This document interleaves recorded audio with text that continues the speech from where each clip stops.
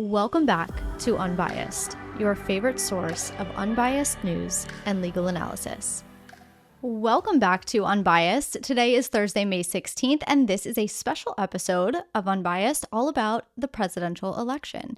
It's been a while since I've done one of these dedicated episodes, but every so often I feel they're necessary, especially with the election coming up. In this episode, we'll run through a brief history of the presidential election, what the process looks like today, and we'll finish with some fun facts. Did you know a 2023 Pew Research study found that only 40% of Americans know who chooses the president if the Electoral College is tied? And an older 2008 study found that only 43% of Americans knew that the Electoral College is a constitutionally mandated assembly that elects the president. The other 57% didn't know what the Electoral College is. Did you know that when you cast a ballot at the poll, you're actually casting a ballot for a slate of electors rather than an actual presidential candidate? There's a lot to know that the average American doesn't, so let's jump in. Let's start with a brief history. Just like a lot of traditions here in the United States, the creation of the presidential election can be traced back to the Constitution. Article 2, specifically, of the Constitution is what originally established the method of presidential elections, and this included the Electoral College. The Electoral College was actually a compromise between the framers. So some framers wanted Congress to choose the president, others wanted a national popular vote. Suffice to say, they settled on the Electoral College as we know it today. Article 2 mandates that each state is allocated a certain number of electors that make up the Electoral College, and that number of electors is equal to the number of delegates in both houses of Congress combined. That means that the total number of electors today is 538. And if you can believe it, it wasn't until 1961, with the ratification of the 23rd Amendment, that Washington, D.C. was granted electors. And the number of electors given to Washington, D.C. is equal to the number of electors allocated to the least populous state. Nowadays, that number is 3. Now, when it comes to how electors are chosen, that is up to the states. Specifically, Article 2, Section 1, Clause 2 gives each state the authority to appoint electors. Actually, it gives states the authority to make their own election rules. But here's a fun fact. During the first presidential election of 1789, only 6 of the eligible states chose electors by any form of a popular vote. Obviously, popular vote is what we do today. The method of choosing electors, though, isn't the only aspect of the Electoral College that changed with time. Under the original system established by Article 2, electors cast votes for 2 candidates for president. The candidate with the highest number of votes, so long as it was a majority of the votes, became president, and the second place candidate became vice president. But then they ran into a problem. During the election of 1800, Aaron Burr and Thomas Jefferson received the same number of electoral votes. This became known as the Burr dilemma. The tie-breaking vote went to the House, and ultimately Thomas Jefferson won the presidency. But in the aftermath of this dilemma, the 12th Amendment was passed. And the 12th Amendment did a few things, but one of those things was that it required electors to cast 2 distinct votes, one for the president, one for the vice president. At the time of ratification, this change actually meant something. But nowadays, not so much, considering the vice president and the president are almost always part of the same party. They run on the same ticket, so it really doesn't make much of a difference. However, even still to this day, the 2 are legally elected separately. Another change that the 12th Amendment made was set new rules for when there's a tie for the presidency. As what happened in 1800, it mandated that if no candidate has the majority, the House elects the president. Similarly, the Senate is legally obligated to break the tie when it comes to the vice president. The 12th Amendment, which really helped shape our election in a lot of ways, was ratified in 1804. But it wasn't until 41 years later, in 1845, that Congress established Election Day as the first Tuesday following the first Monday in November. Before 1845, believe it or not, states were allowed to hold elections anytime they wanted, so long as those elections took place within a 34-day window before the first Wednesday in December. However, when Congress did finally establish a nationwide election day, it felt Tuesday was the best day, and it took into account various factors, namely harvests, worship, weather, and travel time. at the time, when voters were showing up to the polls by horse and buggy, Tuesday gave them ample time to get there. Sunday was spent worshiping, they could travel on Monday, and then vote on Tuesday. Not to mention, in November, the winter isn't too harsh yet, so horses were still able to travel just fine. So, first Tuesday after the first Monday in November, it was. Roughly 25 years after Election Day was established, the 15th Amendment extended the right to vote to men of all races, aka to African American men. However, the 15th Amendment didn't solve the problem that the framers were looking to solve. Still, African Americans were denied the right to vote by state constitutions and state laws, as well as poll taxes, literacy tests, and what was known as the Grandfather Clause. The Grandfather Clause said that only those men that had grandfathers that voted could vote. This is obviously an impossibility for African Americans, given that they didn't have grandfathers that could vote. It wasn't until the 24th Amendment, which wasn't ratified until 1964, that poll taxes were officially outlawed in federal elections, and then 1 year later, the Voting Rights Act of 1965 officially gave voting rights to all adult citizens of all races and genders, including women. And just for clarity, women were granted the right to vote in 1920 by the 19th Amendment. But let's go back to 1877, when Congress passed the Electoral Count Act. The Electoral Count Act established the procedures for the counting of electoral votes, and this was a result of the disputed 1876 election, in which several states submitted competing slates of electors. This may sound a little bit familiar, and that's because the most recent change we saw to the Electoral Count Act was actually just 2 years ago in 2022. Following the Trump-Biden election in 2020, Congress enacted the Electoral Count Reform Act. What that did was reestablish and clarify the procedures for counting electoral votes. But I digress. Let's go to 1901. 1901 was the next notable year because it marked the year the first state held a primary election, and that was Florida. Before primary elections, party nominees would be chosen at these large conventions, which they still are, but back then, delegates didn't necessarily represent the electorate.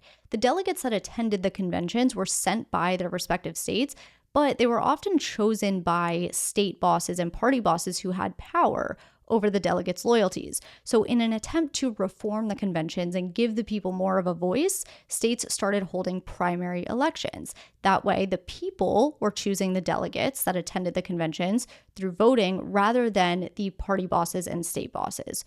Over the next several years, following 1901, more and more states started taking on primaries, and it became the norm eventually.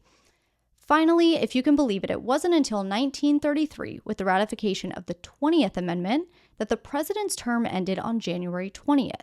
Previously, outgoing presidents remained in office until March 4th, simply because of the amount of time it took to, count ballots, report the ballots, and then also the logistical issues that came with the incoming president having to move with the Capitol.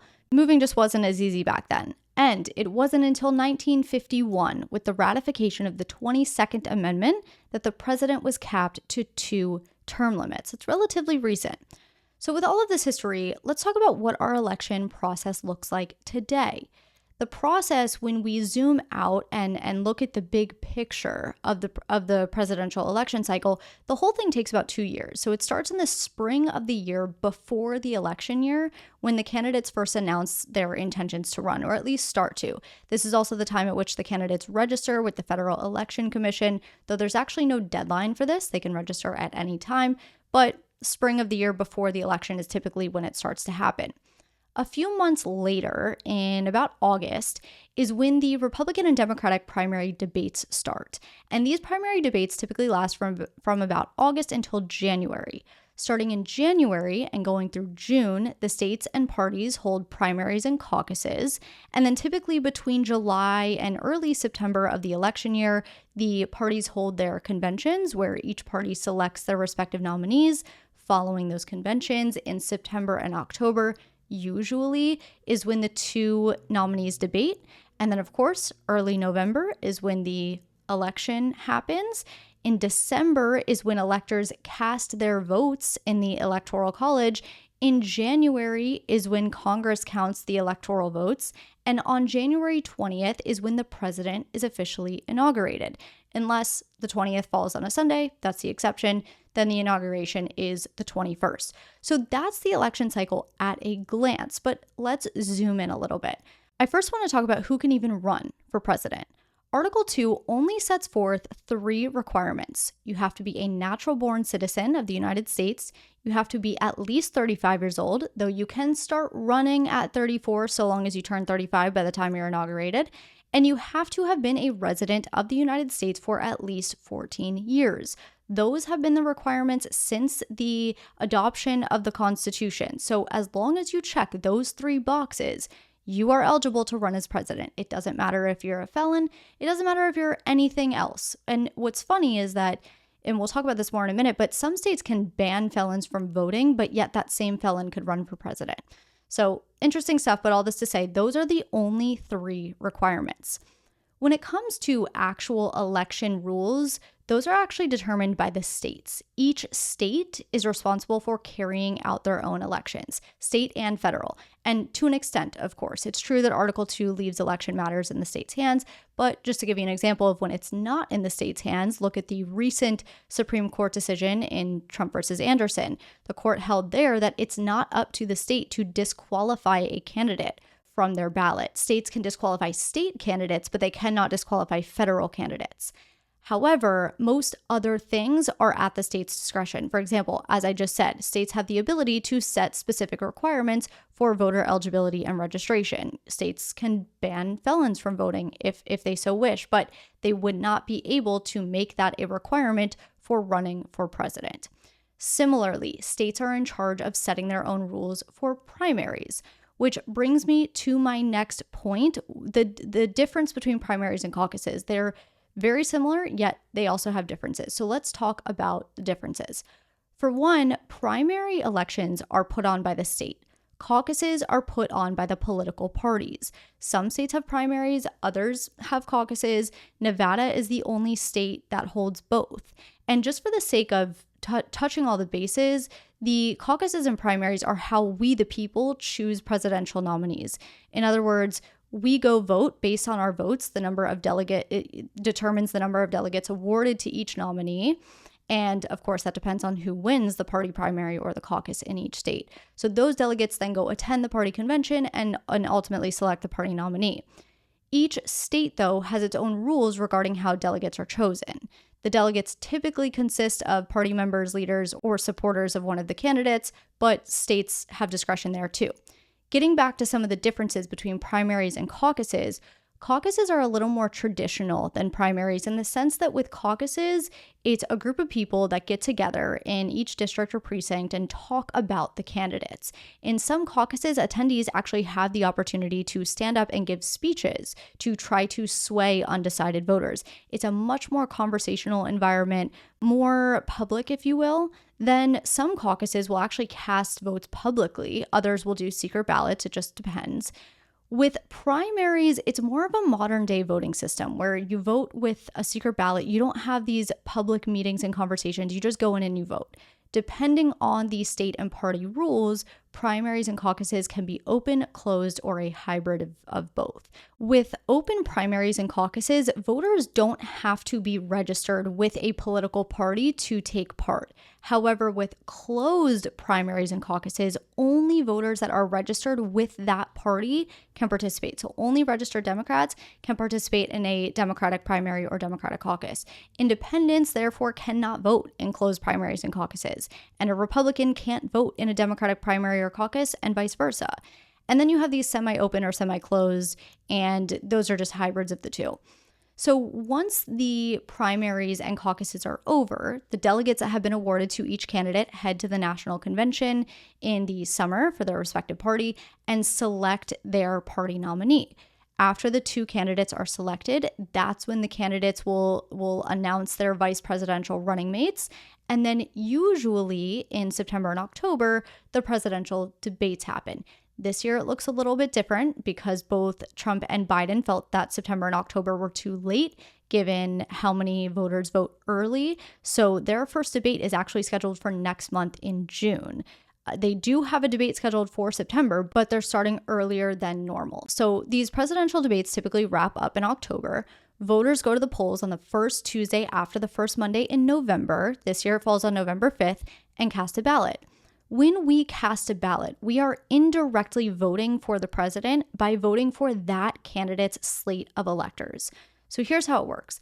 After you cast your ballot for one slate of electors, in this case, either Trump's slate of electors or Biden's slate of electors, your vote goes to this statewide tally. So in 48 states plus DC, the winner of that state gets all electoral votes for that state. The two outliers are Maine and Nebraska, which assign electors using a proportional system. But once all of the votes are in January, the electors vote for the specific presidential and vice presidential candidate that they have pledged to vote for. So for instance, Florida has 30 electors, California has 54, Nevada has 6, Michigan has 15, so on and so forth. But let's take those 4 states. If a candidate wins Florida, California, Nevada, and Michigan, not really sure in what instance a candidate would win both Florida and California nowadays, but just roll with it for purposes of the hypothetical.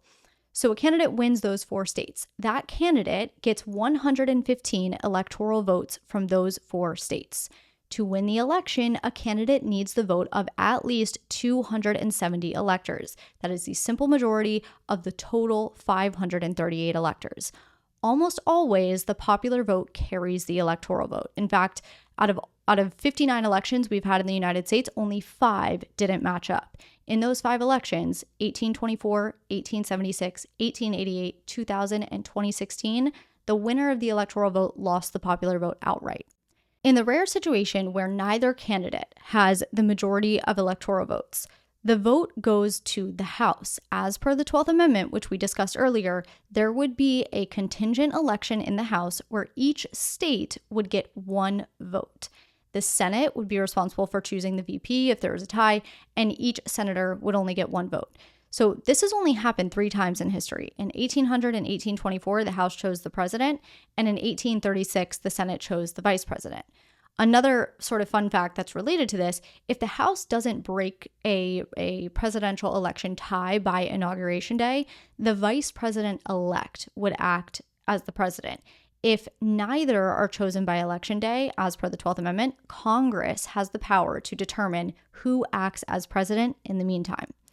One final note about the election before we get into fun facts. While we're all glued to the TV on election night, there's usually a projected winner by the end of the night, right?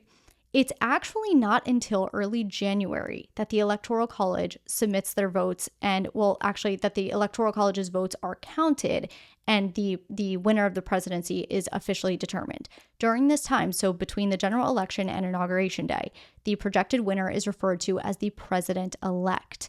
The exception is when a sitting president wins re-election, then he would, of course, retain the title of president. So it's just a little extra piece of information, but that takes us into fun facts. Whenever I do these special episodes, I almost always include a fun fact segment just because I personally find fun facts to be the most entertaining. So let's do it. I have 14 for you. Number 1. The 2020 election had the highest voter turnout since 1902, with roughly 66% of the voting age population participating. Historically, if you look at the data, elections before 1908 had a much higher turnout than we see today. Number 2, George Washington was the only president ever elected unanimously. In fact, in the subsequent election in 1801, James Monroe received every electoral vote but 1. A New Hampshire delegate wanted George Washington to stay the only president ever elected unanimously, so he purposely voted against Monroe to keep it that way. Number 3, a woman named Victoria Woodhull was the first woman to run for president all the way back in 1872. She was a candidate of the Equal Rights Party and ran against Horace Greeley and Ulysses S. Grant, who obviously Grant won the presidency that year. But she did not. It wasn't until Hillary Clinton in 2016 that a woman actually appeared on the ticket for one of the 2 major parties. Number 4, Martin Van Buren was the first natural-born American to become president in 1837. Each of the 7 previous presidents was born in Britain. And you might be wondering, what do you mean? I thought the Constitution requires presidents be natural-born citizens. It does, but the framers, they knew what they were doing. They included a caveat. What the Constitution actually says is that you have to be either a natural-born citizen or a citizen of the United States at the time of the adoption of the Constitution. So even though the first 7 presidents were not natural born, they created a little carve out because they knew that the first handful of presidents were not going to be born in the United States. So that carve out does exist in the Constitution, and the first 7 presidents were not natural born. Number 5, even though President Biden is named the 46th president, there have only been 45 presidents. And this is because Grover Cleveland is counted twice as our 22nd and 24th president because he served 2 non-consecutive terms. Number 6, the longest serving president was Franklin D. Roosevelt. He was elected to office for 4 terms. And this was, of course, before the ratification of the 22nd Amendment, which set the limit of 2 terms. Number 7, John F. Kennedy was both the youngest elected president at 43 years old and the first Catholic president. Number 8, the only president and vice president to never be elected to either of those offices was Gerald Ford. He became VP when Spiro Agnew resigned and became president when Nixon resigned. Number 9, James Buchanan is the only single man to ever be elected president. Everyone else has been married. Number 10, Ronald Reagan and Donald Trump, although both married when elected, are the only presidents who had ever been divorced prior to their election. 11, 8 presidents have died in office, 4 of which were assassinated. William Harrison died of pneumonia, Zachary Taylor died of gastroenteritis, Warren Harding died of a heart attack, Franklin D. Roosevelt died of a cerebral hemorrhage, and Abraham Lincoln, James Garfield, William McKinley, and John F. Kennedy were all assassinated.